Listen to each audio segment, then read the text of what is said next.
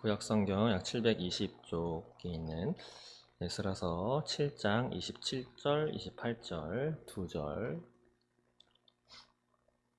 함께 한 목소리로 보도록 하겠습니다. 우리 조상들의 하나님 여호와를 송축할지로다. 그게 왕의 마음에 예루살렘 여호와의 성전을 아름답게 할 뜻을 두시고 또 나로 왕과 그의 보좌관들 앞과 왕의 권세 있는 모든 방백의 앞에서 은혜를 얻게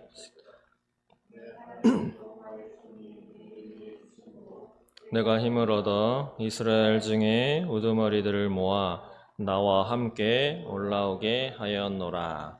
아멘. 네, 감사합니다.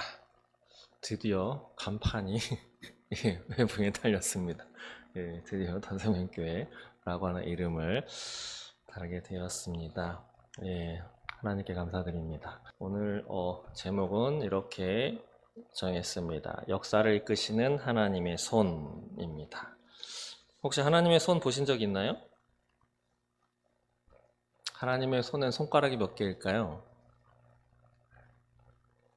잘 모르시죠? 저도 잘 모르겠습니다. 본 적이 없기 때문에. 근데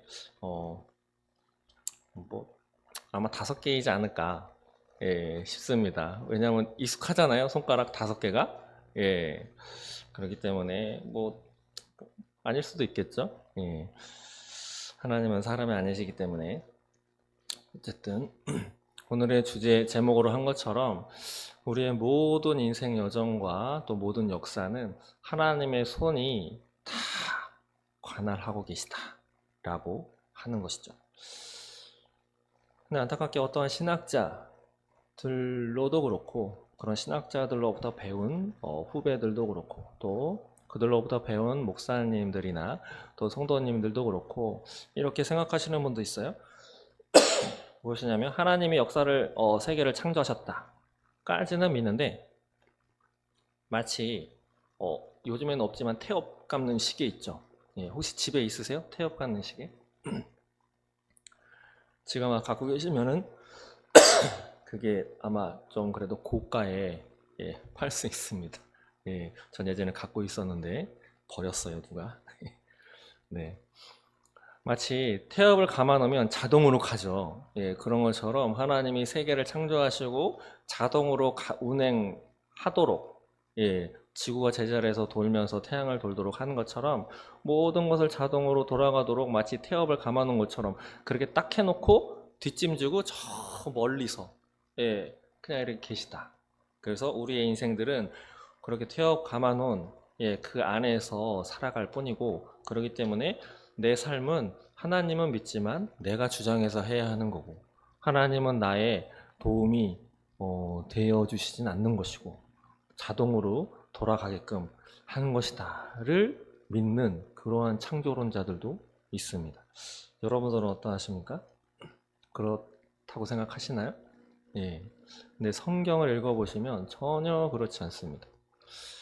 만약에 태양 주위를 도는 또 지구를 그렇게 만들어 놓으셔서 아무것도 손대지 않고 그대로 가게끔 해 놓으셨다고 하면 구약에 보시면 태양이 거꾸로 간 적도 있죠. 거꾸로 간 적도 있습니다. 그리고 해가 중천에 머물러 있었던 적도 있어요. 왜냐하면 태양이 있을 때는 이스라엘 백성들이 이겼고 태양이 떠오르면 졌기 때문에 그것을 위해서 기도했더니 태양이 중천에 머물렀어요. 그 뒤로는 머물렀다든지 뒤로 갔다든지 이런 기록은 전혀 없습니다. 그리고 제가 직접 검증한 바는 아니지만 과학자들의 그 천체 계산에서도 옛날에 어느 일정 부분은 태양이 뒤로 몇 도 후진을 한 적도 있었고 태양이 하늘에 멈춘 적도 있었다. 컴퓨터로 계산해 보니 그런 기록이 나온다 라고 하는 제목의 글도 읽어본 적이 있고 그것을 인용했던 목사님의 설교도 들어본 적이 있습니다. 벌써 2건이잖아요. 하나님의 뒷짐지고 계셨다라고 하면 태양이 멈추는 역사는 일어나지 않았겠죠. 근데 오늘 7장에 다 읽지 않고 뒤에 27절과 28절만 읽어보았지만 6절 한번 봐보시겠습니까? 6절에 봐보시면 에스라라고 하는 사람의 이름이 나오는데 한번 보시면 이 에스라가 바벨론에서 올라왔으니 그는 이스라엘의 하나님 여호와께서 주신 모세 율법에 익숙한 학자로서 그의 하나님 여호와의 도우심을 입음으로 왕에게 구하는 것은 다 받은 자이더니. 예. 이때 에스라는 바벨론 포로 끌려갔던 사람입니다. 근데 좀 똑똑한 사람이었죠. 하나님을 잘 믿는 사람. 그런데 이 사람이 그 당시의 왕에게 구하는 것은 다 받았다라고 하는 거죠. 예. 마치 그렇진 않은데 유관순 열사가 일본 일제 황제한테 이렇게 가가지고 얘기하면 다 뭐 필요한 건 다 받았다라고 하는 기록이 있다면 뭐 그런 것이죠. 예. 근데 우리나라의 역사에 있어서는 뭐 그런 일은 거의 없죠. 근데 희한하게 이 에스라는 이랬던 사람입니다. 근데 여기 보시면 눈에 띄는 단어가 있죠. 그의 하나님 여호와의 도우심을 입음으로. 바로 하나님께서 도우셔서 그 이방 왕에게서 구하는 건 모두 다 얻을 수 있었던 그런 사람이었다라고 하는 것을 찾을 수가 있고, 또 9절 한번 보시면 첫째 달 초하루에 바벨론에서 길을 떠났고 하나님의 선한 손에 도우심을 입어 다섯째 달 초하루에 예루살렘에 이르니라. 바로 이것은 첫째 달 초하루면 1월 1일이죠. 그리고 셋째 달 초하루라고 하면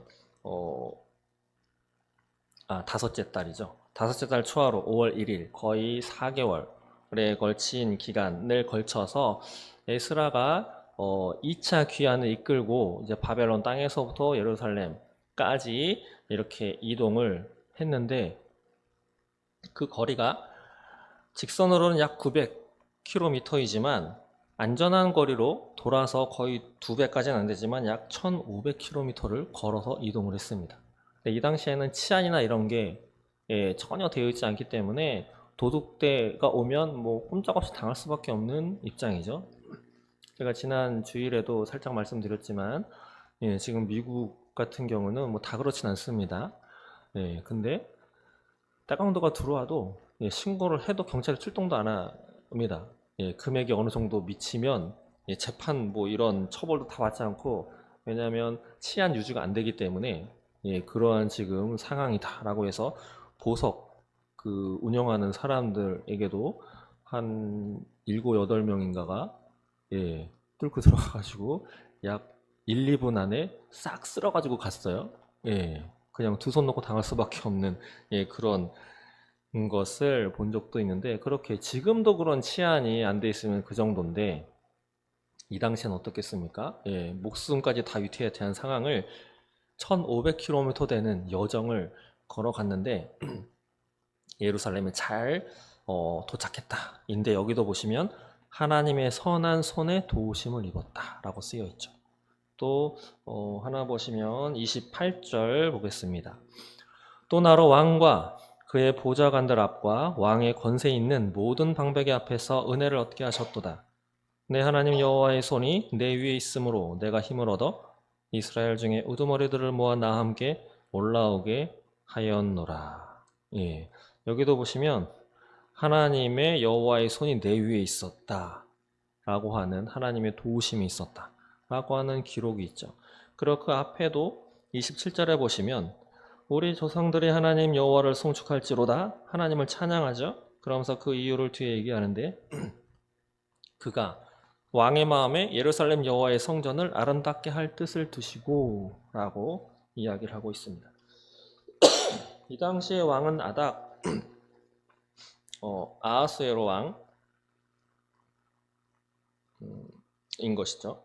근데 이 왕은 이 앞전의 사건을 보시면 1차로 귀환했던 사람들이 성전을 막 지을 때 여러 사람들의 방해가 있었습니다. 그리고 방백 르훔과 서기관 심사를 비롯한 여러 사람들이 또 왕에게 고발을 했어요. 그래서 그 왕이 그 고발서를 받아 들고서 그 성전 재건을 중단시켰습니다. 그 왕이 바로 이 왕인데, 오늘 7장에서는 이 왕이 아닥사스다 왕이군요. 아닥사스다 왕이 조서를 바꾸어서 내렸습니다. 어떤 내용이냐면 잘 도와주어라. 필요한 거 다 줘. 가고 싶은 사람 다 가게 해. 그리고 하나님의 성전에 뭐가 필요한 게 있어? 제한 없이 다 주어라. 마음이, 왕의 마음들이 이렇게 바뀐 것이죠. 예. 이것을 왜 바뀌었냐? 바로 27절에 그가 왕의 마음에 예루살렘 여호와의 성전을 아름답게 할 뜻을 두시고, 바로 그 이방 왕의 마음을 하나님께서 바꾸시고 어떻게 할 마음을 부어주셨다라고 하는 것이죠. 사람의 마음, 왕의 이방인의 마음, 하나님을 믿지 않는 왕의 마음까지 하나님은 주장하시고 좌지우지 하실 수 있는 분이다 라고 하는 거죠. 잠언에도 이런 말씀이 있습니다. 잠언 21장 1절에 보시면 왕의 마음이 여호와의 손에 있음이 마치 봇물과 같아서 그가 임의로 인도하시느니라. 하나님은 왕의 마음도 좌지우지, 왕의 마음만 바꾸면 그 나라가 전체가 바뀌게 되는 거죠. 예, 그렇기 때문에 하나님은 시계를 태엽 감아놓고 자동으로 가게끔 만들어놓고 뒷짐지고 있는 분이 아니고, 만든 다음에 이것이 잘 운행되는지, 또 그 안에 하나님을 나를 찾는 사람이 있는지, 또 나에게 무엇을 간구하는지, 그것이 내 뜻에 맞는지 다 감찰하시고 일일이 세세하게 지켜보시면서 그것을 손수 다 관여하시고 하나님이 원하시는 계획대로 전 세계를, 또 우리 개개인의 삶도 세세하게 쫙 인도하시는 분이다라고 하는 것을 우리는 오늘 성경에서 확인할 수 있습니다. 그렇기 때문에 우리 생각에 이거는 하나님이 하실 만해. 이거는 좀 제한이 없습니다. 그렇기 때문에 어떤 분은 이것도 기도한다고 하죠. 양말을 왼쪽부터 신을까 오른쪽부터 신을까도 기도한다고 합니다. 근데 뭐 굳이 그래야 되느냐라고 하면서 뭐 비평을 하시는 분 소리를 들어봤는데, 뭐 굳이 비평할 필요까지는 없습니다. 그것도 하나님 앞에 물어보면서 하겠다는데, 그만큼 아주 세세한 것까지 나는 하나님의 뜻에 따르고 싶다라고 하는 것은 진짜 본받아야 되지 않을까요? 어쨌든 세계를 주장하시고 나의 삶에, 우리 가정의 삶의 모든 것을 들으시고 알고 계시는 분이 하나님이시다라고 하는 것을 우리는 부정할 수 없습니다. 오늘 7장에 그 위에 소제목을 보시면 에스라가 예루살렘에 이르다라고 이렇게 나와 있죠. 바로 7장 이 내용은 이것이죠. 이미 짐작하시겠지만 이스라엘 백성들이 솔로몬의 범죄 이후에 두 개로 나누어졌다가 북이스라엘은 아수르, 남유다는 바벨론에 의해서 쫄딱 망했습니다. 그래서 포로로 끌려갔죠. 그랬다가 약 70년 예레미야 선지자가 예언했던 그 내용과 같이 약 70년이 된 그 해에 고레스 왕의 칙령 조서에 따라서 야 너희 나라로 돌아가서 성전을 재건하도록 해라. 물론 고레스 왕의 마음에는 다른 세계 정세를 다스리는 그러한 계획이 본인에게는 있었기 때문에 그렇게 정책을 펼쳤는지 모르지만, 그렇게 하도록 함으로써 이스라엘 백성들이 자신 고국 땅에 돌아가서 자신들의 신 여호와의 성전을 다시 재건하는데 가능하도록 할 수 있도록, 그것은 바로 하나님의 역사하심이다 라고 하는 게 성경에 나와 있는 기록입니다. 하나님은 세계의 역사를 그렇게 뒤에서 배후에서 역사하고 계시는 거죠. 그래서 누누이 말씀드리지만 세계 역사를 우리는 이유가 다 있죠. 이러한 이유 저러한 이유로 인해서 세계 여러 나라들이 자신들의 세계 정세를 펼치는데, 우리는 그것도 유심히 봐야 하지만 그것을 통해서 하나님은 무엇을 이루려고 하시는지 우리는 그것을 바라보아야 할 것입니다. 그렇기 때문에 전쟁이 났어?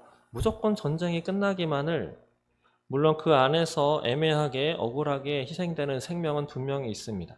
그 생명들을 위해서 우리는 기도해야 되겠지만 무조건 전쟁이 끝나는 것이 하나님의 뜻이야 라고 하기에는 우리는 하나님의 뜻을 다 알지 못하기 때문에 우리가 먼저 기도해야 할 것은 이 전쟁을 통해서 하나님이 무엇을 원하고 계시고 어떤 계획을 갖고 계시는지를 우리는 그것을 먼저 알도록 기도해야 할 것입니다. 그리고 하나님의 계획이 이루어지도록 기도해야 하겠죠.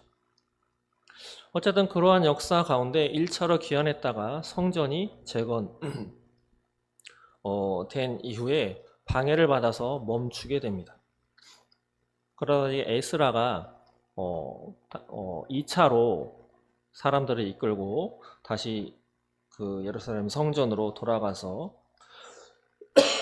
나머지를 다시 세우는 그런 역사 기록이 오늘 7장에 나와 있는 기록인 것이죠. 이것을 통해서 보시면 7장 1절부터 약 10절까지 이르는 내용들은 이것입니다. 에스라가 누구인가 라고 하는 거죠. 바로 에스라는 어떤 이름의 뜻이 있냐? 하나님이 도우셨다 라고 하는 뜻을 갖고 있는 이름이 바로 에스라입니다. 그것처럼 진짜 에스라는 하나님의 도우심을 받아서 방금 읽어봤었던 6절의 말씀처럼 그가 하나님이 도우셔서 이방 왕에게 구하는 것은 다 받는 자이다. 이렇게 되었다라고 기록하고 있죠. 예, 이런 것처럼 에스라는 정말 하나님의 도우심을 받는 이름대로. 예, 그래서 진짜 이름대로 되는 것 같습니다. 제 이름이 연구잖아요. 예, 그래서 뜻하지 않게 공부를 조금 오래 하게 되었는데 그것을 그만두고 이제 공부하는 것은 그렇게 많지는 않겠구나 라고 생각을 가졌는데 갑자기 목회자의 길로 가야 될 것 같구나 라고 했을 때 제일 먼저 든 생각이 뭔지 아십니까? 평생 공부해야 되겠구나 라고 생각이 들었습니다. 네, 뭘 알아야 전할 거 아니에요, 성경을. 예, 그냥 읽어만 드리고 기도합시다 할 수 없기 때문에. 그래서 이름이 참 무시하지 못하는구나. 예, 물론 제 이름이 한자로 풀면 그런 뜻은 아닙니다. 근데 희한하게 이름대로 그게 그냥 거저 받는 이름은 아닌 것 같습니다. 예, 그래서 여러분들도 자신들의 이름이 하나님 앞에 어떻게 쓰임 받을지 기도하시면서 나아가시면 진짜 그 이름이 빛나는 그런 삶을 살게 될 줄 믿습니다. 어쨌든 에스라는 이랬던 사람입니다. 그런데 에스라가 하나님 앞에 이렇게 또 쓰임 받을 수 있었던 까닭은 그가 무언가 그래도 준비했다. 준비했던 사람이다. 놀고 먹고 그냥 편안하게만 일생을 허비했던 사람은 아니다. 라고 하는 거죠. 오늘 6절 보시면 중간에 이런 말씀이 있죠. 이스라엘에 하나님 여호와께서 주신 모세 율법에 익숙한 학자로서. 모세가 율법을 얼마나 많이 주었습니까? 말씀도 참 많이 했는데 그러한 율법에 익숙하려고 한다면 많이 공부를 했겠죠. 준비를 참 많이 했던 사람입니다. 그리고 10절에도 보시면 에스라가 여호와의 율법을 연구하여 준행하며 율례와 규례를 이스라엘에게 가르치기로 결심했더라. 이거 보시면 하나님의 율법, 하나님의 말씀을 연구하고 지키고 모든 규례와 율례를 가르치기로 결심했다. 가르치려고 하면 좀 알아야 되겠죠. 그럼 많이 준비를 많이 철저하게 한 사람입니다. 그러면 의문점이 생기죠. 그럼 준비를 하면 하나님 앞에 반드시 다 쓰임 받느냐? 제가 공부할 때 그런 이야기를 참 많이 들었습니다. 열심히 한다고 시험에 다 붙나요? 다들 4시간만 자고 나머지 시간은 다 공부하면 시험에 다 합격하나요? 이런 질문들을 저도 속으로 살짝 가졌던 적이 있었는데 어떤 분이 이런 이야기를 하는 걸 들었어요. 하루에 15시간을 공부한다고 해서 시험에 딱 붙는다는 보장은 없다. 그런데 시험에 붙은 사람 가운데 그 정도 열심히 안 한 사람은 없다 라고 하는 거죠. 내가 할 일이 있습니다. 물론 그것도 하나님을 믿는 사람들은 하나님이 주시는 힘과 능력으로 또 하나님을 믿음으로 해서 해야 되는 것이죠. 그러나 눈을 뜨는 것, 또 하나님이 이끄실 때 발걸음을 움직이는 것, 하나님이 기도를 요청하고 기도를 하라고 하는 마음을 주셨을 때 기도를 하는 것은 내가 선택하고 움직여야 하는 것이죠. 그것조차 안 하는데 하나님이 강제적으로 끌어다가 그런 분들 있죠. 믿으려고 하는데 도저히 믿어지지 않는다고. 예. 그래도 내가 할 분량은 있는 것입니다. 내가 할 분량. 모든 것은 하나님이 이루어 놓으셨고, 하나님이 우리에게 다 주시고, 이끌어 가시고, 열매도 거두게 하시지만, 내 마음 문을 그래도 열려고 하는 것, 하나님 앞에 다가서려고 하는 것, 그래도 하나님이 계셔서 믿어보려고 하는 것, 하나님이 믿으라고 하는 그 다 이루어 놓으셨다라고 하는 그 믿음 가운데 내가 젖어보기로, 하나님을 만나보기로, 하나님을 인정해 보기로 내 마음 문을 열려고 하는 것, 그것은 내 몫이지 않을까요? 그것조차 하지 않고 처음부터 끝까지 모든 것을 다 하나님이 해주실 때까지 가만히 있는 것은 어쩌면 죽기로 작정한 사람이겠죠? 먹을 것이 앞에 쫙 차려놨는데 배는 쫄쫄 굶으면서 손 하나 까딱 안 하고 내 입에 들어가서 소화가 돼서 영양을 해서 내가 살기를 바라는 것과 별반 다르지 않을 것입니다. 그래서 우리는 무언가 준비를 해야 할 것입니다. 하나님이 나에게 무엇을 원하시는지, 하나님이 나에게 어떻게 나아가기를 원하시는지 우리는 준비해야 할 것입니다. 그러나 여기에서 한 가지 유념해야 할 것은 이것이죠. 하나님이 나에게 무엇을 하기를 원하셔? 비전은 받았습니다. 근데 그 비전을 내가 계획해서 이것을 이루기 위해서는 딴 사람 보니까 어디서 뭐하고 또 누구를 거쳐서 어디를 찾아가서 어느 나라에 갔다가 이것을 내가 다 계획하는 사람이 있습니다.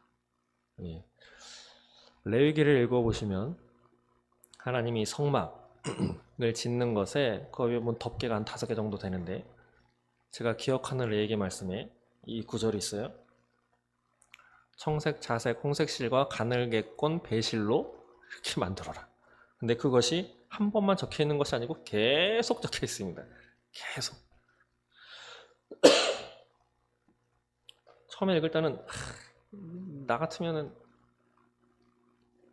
전과 같은 방법으로 만들어라 이러면 될 텐데 1번 천막과 같은 방법으로 재료만 바꿔서 만들어 이렇게 했으면 됐을 텐데 계속 청색, 자색, 홍색 실과 가늘고 배실로 계속 쓰여 있습니다. 그 외에도 다른 것들도 되게 상세하게 자세하게 피는 어떻게 뿌려라, 뭐는 뭘로 만들어라, 뭐는 어디에 갖다 놓아라, 뭐는 몇 규빗이라고 해가면서 지금은 쓰지도 않는 이 팔꿈치서부터 이게 사람마다 다 다른데 몇 규빗 뭐 어떻게 배우라고? 노아의 방주도 그렇죠. 방주를 만들어라. 노아가 머리 쓰고 해가지고 자루 채고 해서 만든 게 아닙니다. 하나님이 다 가르쳐 주셨죠. 이것을 따라 해야 하는 거죠. 이것을 따라서 해야 됩니다. 그래서 비전을 받으셨더라도 이것을 그럼 어떻게 내가 발걸음을 띄고 어디로 무엇을 해야 할까요? 또 하나님께 하나하나 일일이 이것까지 해야 되나? 라고 싶을 정도로 물어가면서 해야만 돌아가지 않고 실수하지 않고 하나님이 주신 그 비전을 이룰 수 있는 것입니다. 그렇지 않았기 때문에 우사가 죽어버린 거죠. 인간적으로 보면 아무리 노력을 하고 이해하려고 해도 전혀 이해할 수 없는 사건 가운데 하나가 우사가 죽은 겁니다. 거기 보시면 여호와의 손과 부딪혔다. 뭐 이렇게 돼 있어요. 하나님이 죽이셨다 라고도 뭐 해석하는 경우도 있는데 엄밀히 말하면 부딪혔다. 어떻게 보면은 나방이 촛불에 가까이 다가가서 타서 없어져 버린 것처럼 그런 거죠. 우사는 아주 선한 의도로 그것을 붙잡았죠. 진탕에 소가 밟고 간 그 자리에 하나님의 법궤가 떨어지는 것을 방지하기 위해서 붙잡았을 뿐입니다. 아주 선한 의도로. 그런데 죽었습니다. 근데 그 이후에 다르게 그 지정된 사람들이 어깨에 메고 갔을 때는 아무런 문제가 없었죠. 근데 그렇게 하는 방법도 구약에 다 나와 있었습니다. 그것을 무시했죠. 자신들이 생각하기에 이렇게 하면 괜찮을 것 같아. 근데 그것이 한 사람을 죽게 만드는 결과를 갖고 왔습니다. 그렇기 때문에 우리는 오늘 이 에스라와 같이 최선을 다해서 준비하되 하나님 앞에 기도하시면서 하나하나 한 발짝 한 발짝 나가시는 것이 그것이 우리의 나아갈 바다라고 하는 것이죠. 그리고 오늘 이 이스라엘 백성들을 귀환시킨 그 목적이 두 사람이 좀 다릅니다. 14절 한번 보실까요? 14절 보시면 이렇게 쓰여 있죠. 너는 내 손에 있는 내 하나님의 율법을 따라 유다와 예루살렘의 형편을 살피기 위하여 왕과 7 자문관을 보냄을 받았으니 라고 되어 있죠. 이것은 바로 아닥사스다 왕이 내린 조서에 쓰여 있는 건데 여기 보시면 보냄을 받았다. 내가 너를 보냈다. 에스라를 이렇게 해서 누구랑 보냈는데 여기 보시면 유다와 예루살렘의 형편을 살피기 위하여 그 동네, 그 나라, 너희가 있었던 그 땅의 형편 사정이 어떠한지 살피기 위해서 나는 보낸다. 목적이 이거죠. 그 외에 따르게 뭐 갈 사람 같이 가고 뭐 이것저것 다 해주고 또 재판관이라든지 뭐 집행관도 다 임명을 하고 또 여기 보시면 말을 안 들어? 법을 어겨? 그러면 죽일 거나 감옥에 둘 권한도 다 부여하면서 하지만 이 왕의 목적은 이것이죠. 그 땅의 형편을 살펴봐라. 그 땅이 어떠한 땅이고 그 정세가 어떠한지 살펴보는 그 목적인데 그 목적으로 보냄받은 에스라는 다른 목적이 있었습니다.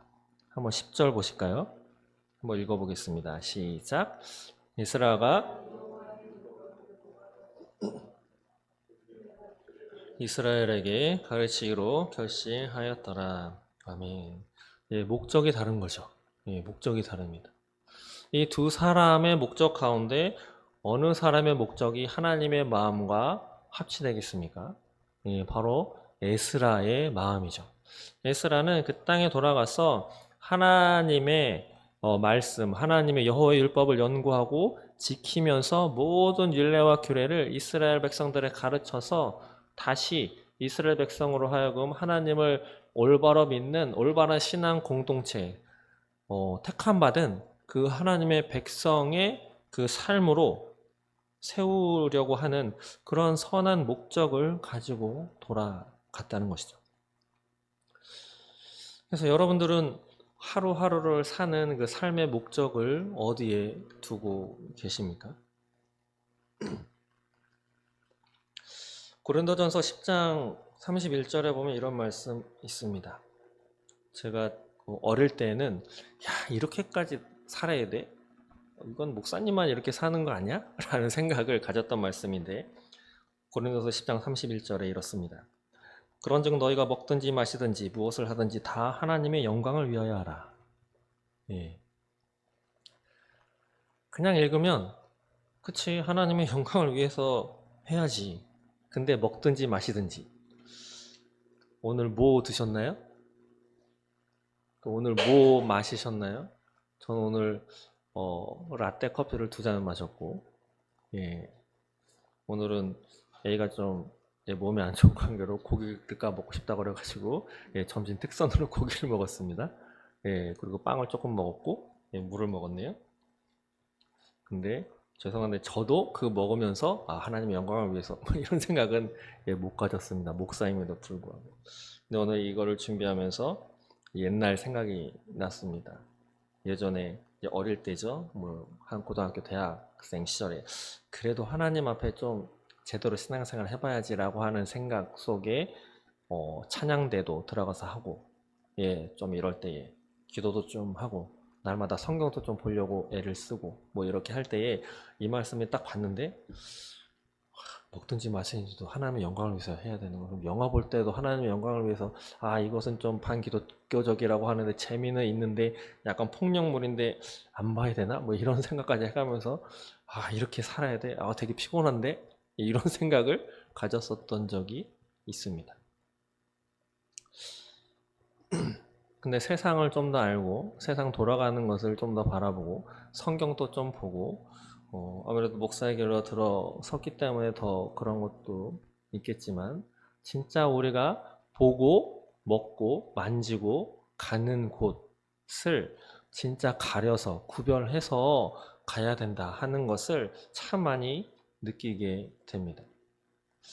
내가 본 영상 하나, 내가 갔었던 그 장소에 먼저 누가 거기서 무엇을 어떤 일을 했는가가 나한테 전혀 영향이 없다가 아님을 그걸 느끼게 되는 것이죠.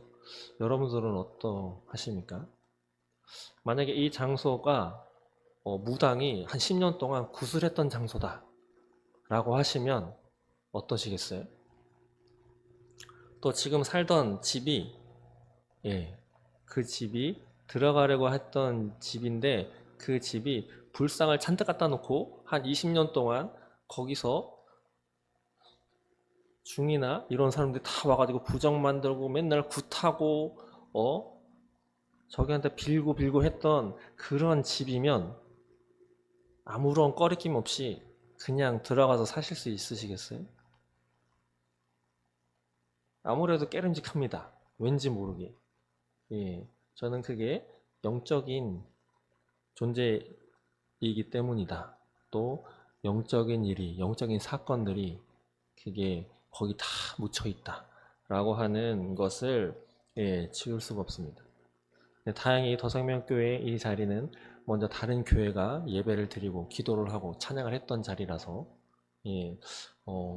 참 얼마나 다행인지 모르겠습니다. 그렇기 때문에 날마다 우리가 무엇을 하고 어디를 가는지 항상 하나님의 영광을 생각하면서 이 자리를 가는 것이, 이것을 이 사람과 같이 먹는 것이, 이 사람과 저기에 같이 참석하는 것이, 내가 지금 보고 있는 이것이 하나님이 같이 보셔도 괜찮은가? 저도 많이 찔립니다. 예수님과 같이 볼 수 있는가? 예수님과 같이 들을 수 있는 것인가? 라고 하는 것을 한 번쯤은 생각하시는 저 여러분 되었으면 좋겠습니다. 그래서 다는 못하겠지만 하루에 한 번씩이라도 딱 펼쳤다가 아니면 그 앞에 갔다가 예수님이면 싫어하겠네.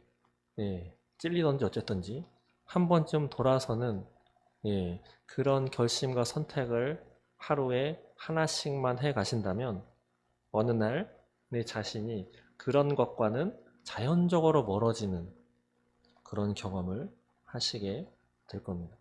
제가 팝송이나 가요를 엄청 좋아했습니다. 그래서 컴퓨터에 옛날에는 무제한 막 다운받을 수 있었잖아요. 거기에 몇백 곡이 들어있어서 그것을 들으면서 공부를 많이 했는데 어느 날 제가 복음성가나 찬송가만 듣고 있더라고요.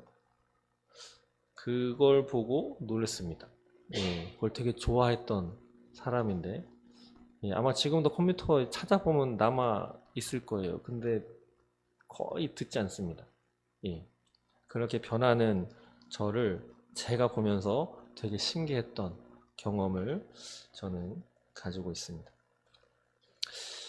마지막으로 오늘 제목은 역사를 이끄시는 하나님의 손인데, 하나님은 제일 처음에 말씀드린 것처럼 사람의 마음, 그것도 왕의 마음도 만지시는 분이다 라고 하는 거죠. 다시 한번 보시면 27절에 우리 조상들이 하나님 여호와를 송축할지로다, 하나님을 송축하라 라고 하는 것이죠. 왜? 그가 왕의 마음에 예루살렘 여호와의 성전을 아름답게 할 뜻을 두시고, 이어서 28절에 모든 방백 앞에서 은혜를 얻게 하셨도다. 그러면서 내 하나님 여호와의 손이 내 위에 있으므로 내가 힘을 얻어 이스라엘 중에 우두머리들을 모아 나와 함께 올라오게 하였노라. 하나님이 마음을 바꾸게 하시고 소원을 두게 하셔서 또 나를 하나님의 은혜로 이끄셔서 여기까지 오게 하셨다 라고 하는 고백이죠. 그러므로 하나님을 송축하라 라고 하는 거죠. 여러분들은 어떤 이유로 하나님을 찬양하십니까? 어쩌면 조금 뒤에 시간이 조금 지나면 이제 자녀들의 수능이 끝나게 됩니다. 그럼 대학 합격했으니까 하나님을 찬송합니다. 하시겠죠. 그게 얼마나 갈까요? 대학 합격했다는 그 아이가 만약에 학교가 마음에 들지 않아서 재수를 하면 그때 하나님께 찬송드리고 했던 감사했던 마음은 어디론가 사라지고 또 다른 근심 걱정으로 또다시 시작이 될 겁니다. 대학은 잘 들어가는데 4년 뒤에 6년 뒤에 그 아이가 대학을 졸업할 때쯤 돼서 직장을 구해야 되는데 요즘에 진짜 힘들잖아요.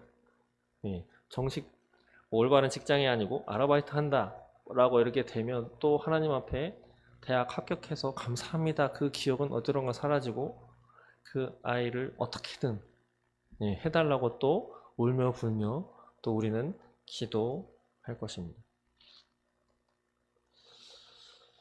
기도를 좀 우리는 바꿀 필요가 있습니다.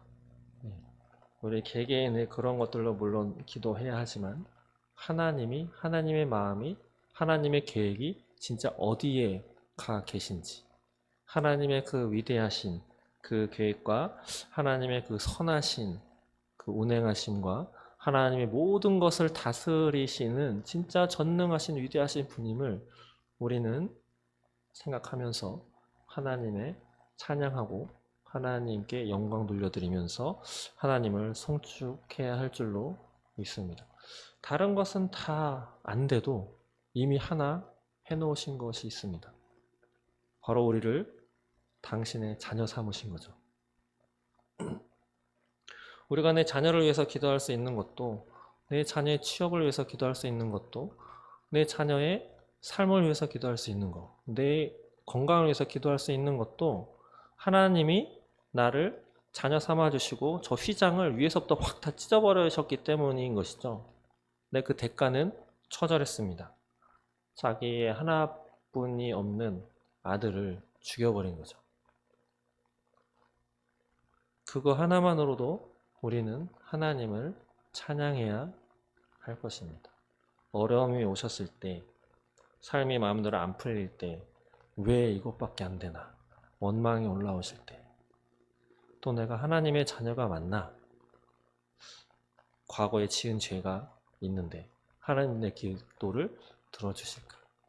그렇다고 하면 예수님의 그 십자가 사건을 다시 한번 생각해 보시기 바랍니다. 나의 지난 과거의 죄 때문에 내 자녀가 안 되는구나 라고 하는 것이 맞다고 한다면 예수님께서 십자가에 달려 돌아가실 때 우리가 갖고 있는 모든 죄의 목록 가운데 김영거라고 하는 사람이 2009년 8월 1일 날 지은 죄는 빼놓은 거죠. 그건 남겨놓고 나머지 죄값으로 치러 죽은 겁니다. 예수님이 그러셨을까요? 예수님이 홍길동이 1800년 1월 1일 날 지은 압구정동 동네에서 지은 죄 그거는 빼놓고 돌아가셨을까요? 만약에 그러셨다면 내가 다 이루었다 라고 하지 않으셨을 겁니다. 예수님은 모든 것을 다 해결해 놓으셨다라고 하는 거죠. 우리는 그것을 잊지 말아야 할 것입니다. 우리의 원수인 사단은 계속 꼬드길 거예요. 너가 과거에 그렇게 했잖아. 너가 잘못했으니까 네 자녀가 그 모양이 되는 거야. 너가 과거에 그렇게 행동했으니까 네 남편이 그런 거야. 네 집이 그런 거야. 네 엄마 아빠가 그런 거야. 그러나 그것은 거짓말입니다. 그것은 하나님으로부터 멀어지게 만들려는 사단의 속삭임임을 예수의 이름으로 물리치시기 바랍니다. 예수님은 다 포함해가지고 하나도 빠짐없이 몽땅 모아가지고 자신이 그것에 다 핏값으로 처리를 해 주셨습니다. 그렇기 때문에 우리는 예수의 피에 의지해서 담대하게, 그래서 이 자리에 나올 수 있는 것입니다. 그것이 해결이 안 됐다, 나올 수 없는 거죠. 저도 마찬가지고 그러지 않겠습니까? 죄가 남아있는데 어떻게 이 자리에 설 수 있으며 하나님의 말씀을 어떻게 이렇게 전할 수 있겠습니까? 여기서 내려가야죠. 그러나 예수님께서 다 해결해 놓으셨기 때문에 저뿐 아니라 여러분들도 온라인으로 예배드리는 하나님의 자녀분들도 우리의 죄를 다 해결해 놓으셨다. 이거 하나만으로도 역사를 이끄는 건 고사하고 하나님의 손이 운행하고 계시다 라고 하는 사실이죠. 말씀 마치겠습니다. 진짜 하나님을 믿으시기 바랍니다. 하나님은 나의 모든 것을 해결해 놓으셨고 그래서 나를 자녀 삼아 주셨다는 것을. 자녀의 특권은 하나님과 같이 놀 수 있는 겁니다. 그래서 우리가 예배할 수 있고 기도할 수 있고 자신있게 당당하게 이 예배당에 들어올 수 있는 거죠.